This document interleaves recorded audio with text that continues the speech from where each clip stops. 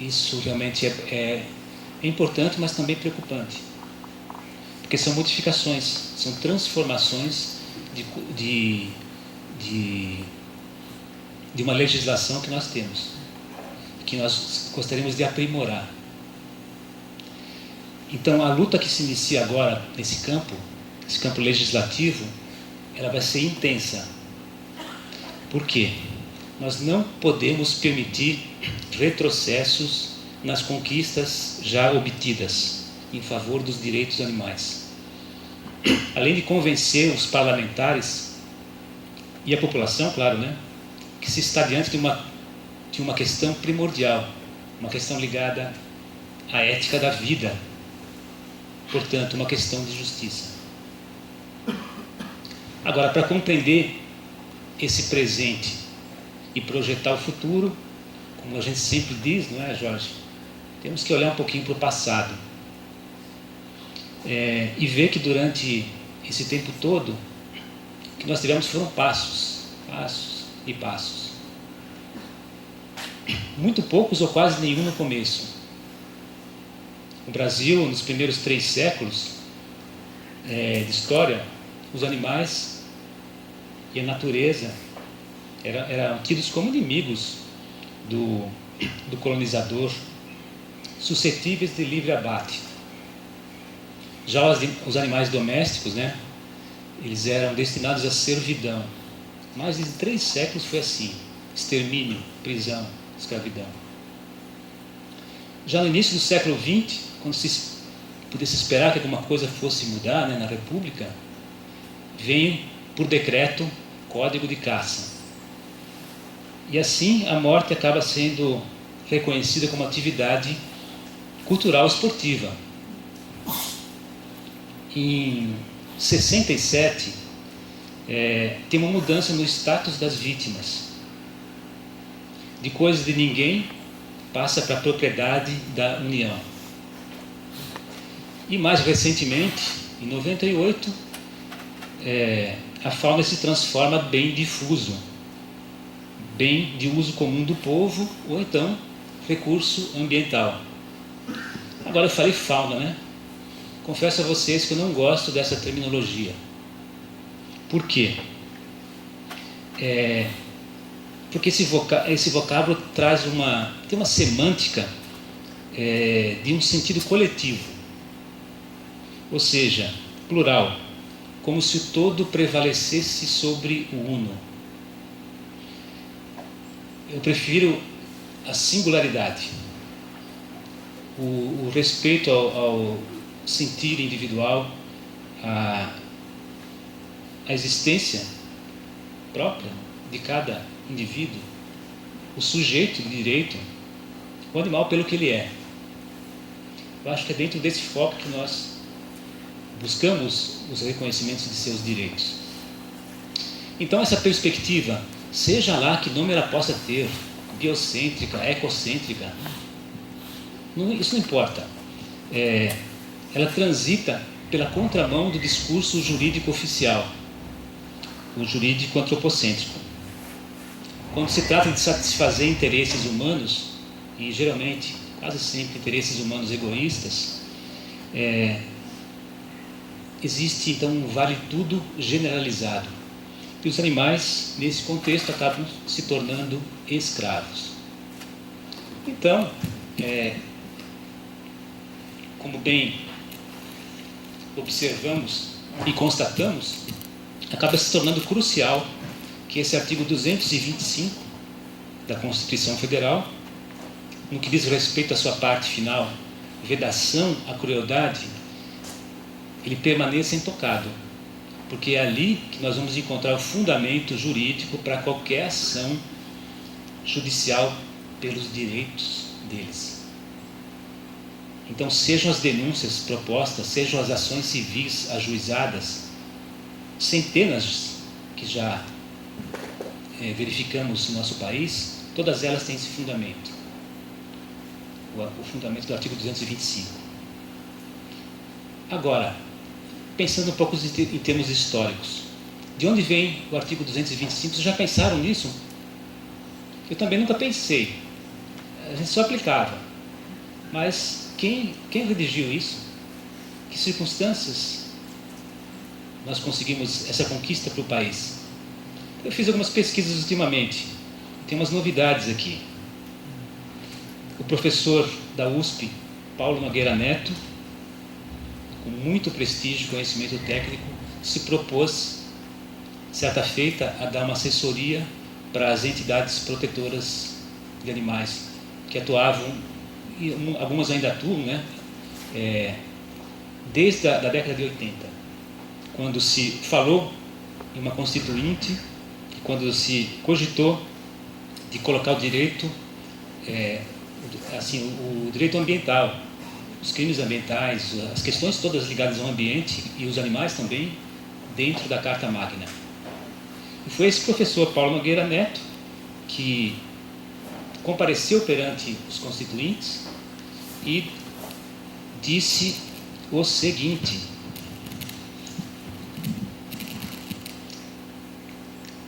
durante os trabalhos dessa Assembleia, tive a ocasião de assessorar um deputado Fábio Feldman. Devemos a ele a redação principal do capítulo 6 do meio ambiente. Tive a ocasião de sugerir que a Constituição incluísse um dispositivo contra a crueldade a que os animais são submetidos. Em nenhum momento foi cogitado de início que essa proteção alcançasse os animais nativos. Essa restrição nem sequer passou pela nossa cabeça. Pretender que os animais alienígenas, segundo ele, possam ser submetidos à crueldade seria algo próprio de mentes doentias, seria um grave desvio de personalidade, seria presumir que seríamos sádicos. Crueldade, seja em relação às pessoas, seja em relação aos animais, porém é coisa inadmissível, que ofende os sentimentos normais de qualquer pessoa. Por isso é que a sua condenação deve ser inscrita de modo amplo e geral na Constituição Federal. Tá? Isso foi aceito. Isso virou nosso dispositivo magno da Constituição Federal pró-animais. Então é importante que se registre essa participação de Paulo Nogueira Neto, que repetiu 10 anos depois na Lei de Crimes Ambientais, no artigo 32.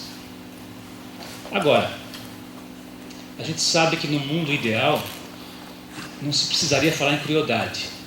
É um termo, aliás, desgastado e muitos dizem vazio de sentido. Porque eu sei disso. Se a gente pensar bem, tratamento não cruel acaba admitindo nas entrelinhas uma exploração legitimada. Muita gente fala isso, mas espere, não seremos cruéis com os animais, mas queremos continuar usando os animais, fazendo o que a gente faz, sem ser cruel. Concordam comigo? Então, precisa olhar para essas questões também. Da mesma forma, esse verbo abusar é um verbo que tem a outra face. O abusar significa que o usar é legítimo. Portanto, o animal é suscetível de uso. Sim, são subjetivismos que nós temos que ficar atentos para isso. Mas, de qualquer forma, é o que nós temos. Nós temos esses verbos e nós temos a crueldade como é previsto na Constituição e que nós precisamos trabalhar dentro desses limites. Agora, basta a gente recordar que não faz muito tempo nós não possuímos nada, praticamente nada, que pudesse nos ajudar nessa luta pelos direitos dos animais. Ordenações do reino, eu não preciso nem dizer, nos 3 séculos que elas vigoraram no país. Se havia algum interesse das ordenações, era econômico. O mesmo se diz com relação às leis do Império e também quase todas as constituições brasileiras. Nenhuma vez elas se referiram aos animais como sujeitos jurídicos. E em 1988, o que nós temos é uma Constituição Federal que veda a crueldade, e essa vedação à crueldade, segundo a minha leitura, destoa do paradigma antropocêntrico e acaba avançando avançando a nossa perspectiva de ação, porque considera os animais como sujeitos sensíveis, seres sensíveis, que podem sofrer e que, portanto, são sujeitos de direito e que são representados por alguém. Agora, vamos voltar um pouquinho na história. Eu queria trazer umas coisas para vocês interessantes. Já foi falado que no século XIX havia aqui um antigo Código de Posturas de São Paulo, de 1876, cujo artigo 220 falava assim, é proibido a todo cocheiro ou condutor de carroça maltratar animais com castigos bárbaros e imoderados. Aplicação que se aplica aos ferradores. Quer dizer, você pode castigar, né? Só não pode ser bárbaro e imoderado. De qualquer forma, surgiu um dispositivo, pensando um pouco nos animais. Nessa época, aliás, era comum se matar os cães, chamados cães vagabundos, segundo a própria lei, né? Com bolas envenenadas. Extremamente comum. Prática usual sanitária. Tá? E olha que descoberta aqui, recente. Ainda no século XIX, 1895. Vou contar a historinha para vocês, o que aconteceu nesse ano. Um suíço que morava em São Paulo, um tal de Henry Rieger, ele viu uma cena na rua em que um carroceiro estava quebrando tijolos na cabeça do cavalo. Ele ficou indignado com isso e se perguntou, mas não há nenhuma sociedade protetora de animais nesse país? Deixar que isso aconteça impunemente? Não tem lei nesse país? O que ele fez? Mandou uma carta para o Diário Popular, que na época era um jornal assim, bastante expressivo, e essa carta repercutiu de tal forma que, a partir dela, houve mobilização social, fundação de uma entidade de proteção animal que se chamou o IPA, proposta legislativa e, finalmente, aprovação de uma lei municipal de São Paulo. Essa lei é a número 183, 9 de outubro de 1895, promulgada por Pedro Vicente de Azevedo.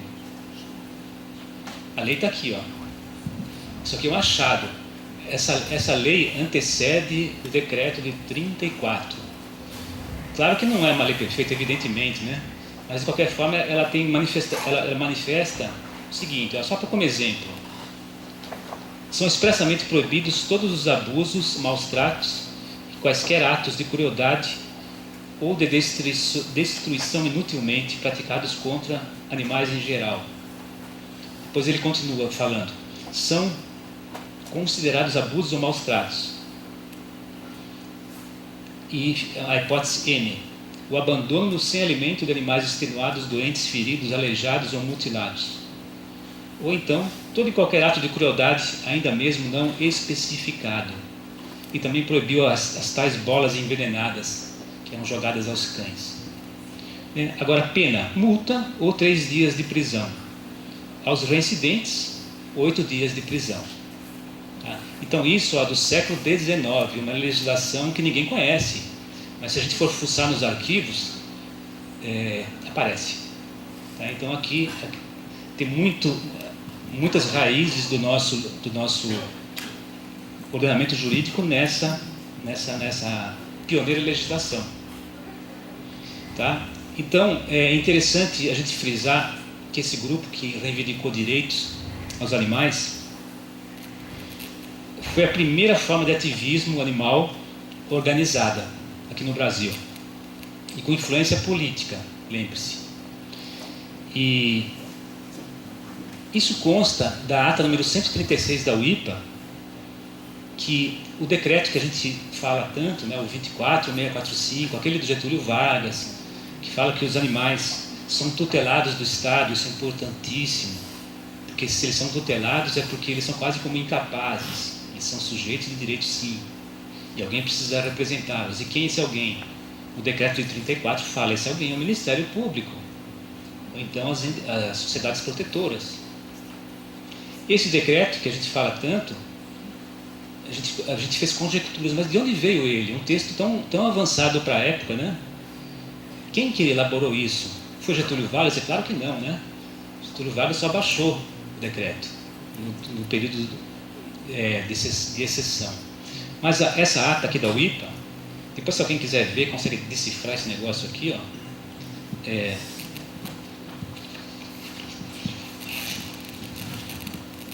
Só para vocês notarem a letra, ó. Quer passar aí? Quem quiser ver isso? Ela diz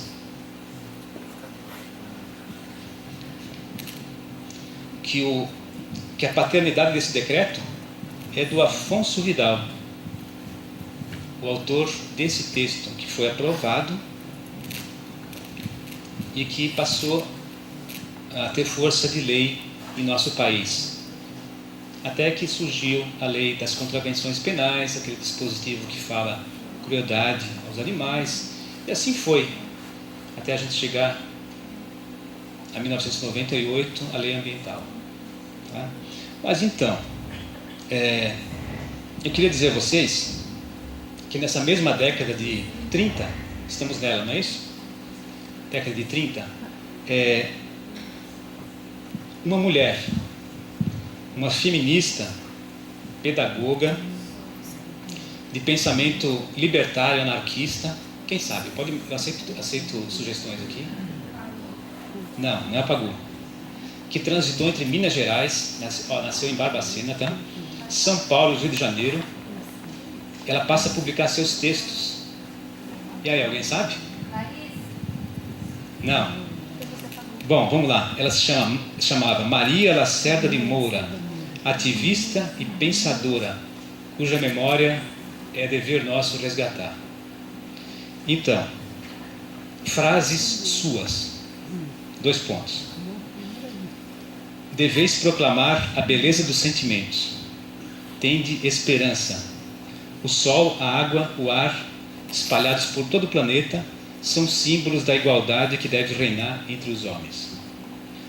Detesto a violência, o roubo, o assassinato, o massacre.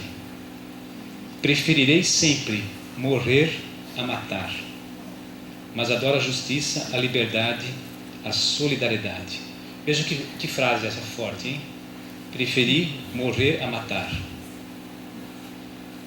E ela diz mais: eu vivo minha vida de asceta, só, estudando e lendo como sempre. Sempre tenho que ler e o que estudar, mas é demais o isolamento. A não ser umas 2 amigas que tenho, cuja presença me é agradável, tudo o resto é tédio, incompreensão e vulgaridade. Então, a Maria Lacerda de Moura, vegetariana por convicção,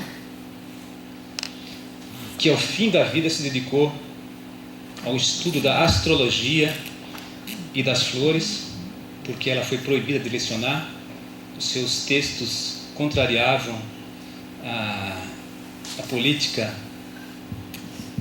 do país naquela época. Ela deixa uma página memorável em favor dos animais massacrados pela ciência.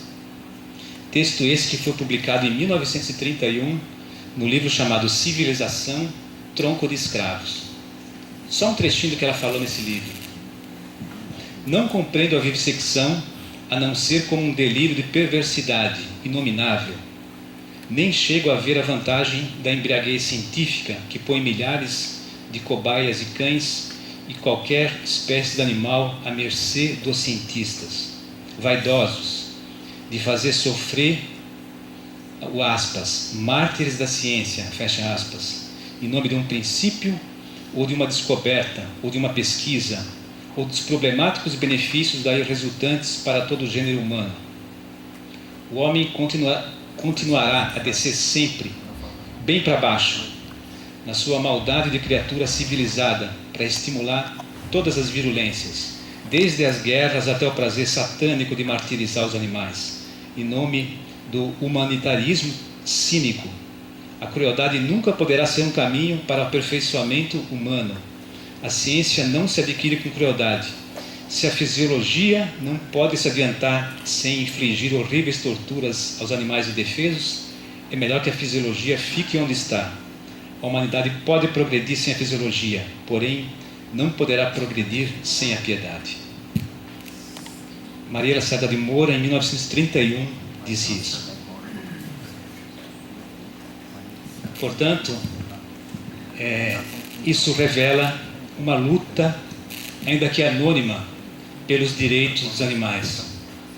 Isso nos mostra passos para o futuro, que às vezes a gente acaba conhecendo bem depois que a pessoa escreveu ou que viveu.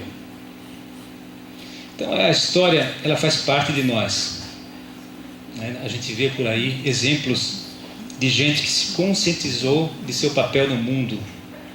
Aqui mesmo, né? Eu olho à minha volta e vejo tantas pessoas conhecidas, guerreiras, lutadoras pelos direitos animais, que a gente já se encontra em tantos outros lugares, e tantas caras novas. Significa a renovação do movimento. Isso é fundamental. É isso que nos enche de ânimo e otimismo para continuar nessa batalha. É a renovação. Olha, não vou falar aqui das minhas andanças, né? Os caminhos e descaminhos na área jurídica pelo direito animal, porque isso eu considero que foi quase nada pelo que se tem, pelo que se deve ainda fazer. Depois de 18 anos atuando na linha de frente, na promotoria criminal, eu passei a militar em outra área.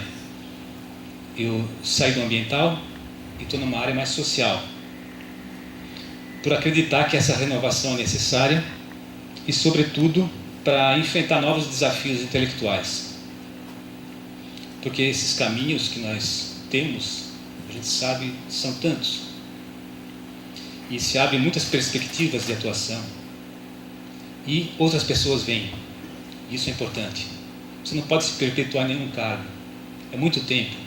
Sabe, eu estava mais de 10 anos fazendo aquilo. É preciso que alguém venha. Alguém assuma isso. E nós temos essa renovação. E isso é muito positivo. Agora, para não dizer que eu não vou falar de direito, vou falar só um pouquinho. Eu quero comentar aqui, rapidamente, apenas um caso. É o caso de uma derrota processual. Derrota entre aspas, tá? Mas que eu sofri numa ação civil pública movida em 2004 contra uma universidade que faz experimentação animal, na minha comarca, em São José dos Campos. 7 anos levou esse processo. Milhares de páginas e de argumentos. No fim de tudo, a improcedência decretada pelo tribunal, que ele decidiu em favor do antropocentrismo jurídico. O tribunal decidiu se utilizando do princípio do desenvolvimento sustentável e também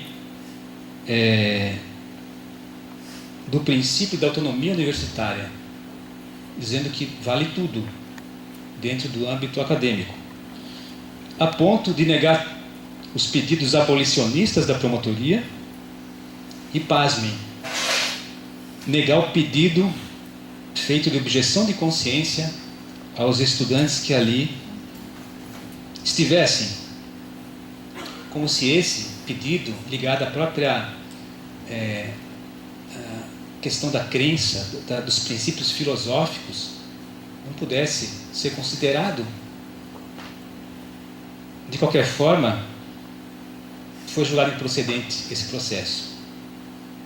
Mas ao tomar ciência da decisão, nós temos que fazer isso como promotores, eu não me contive.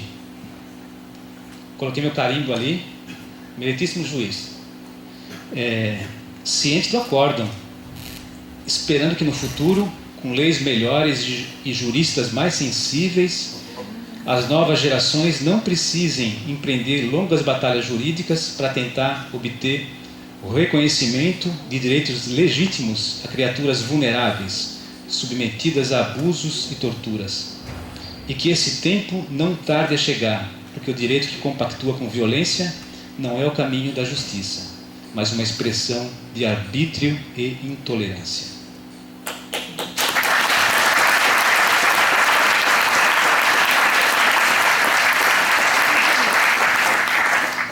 E assim se acabou o processo da vivissecção.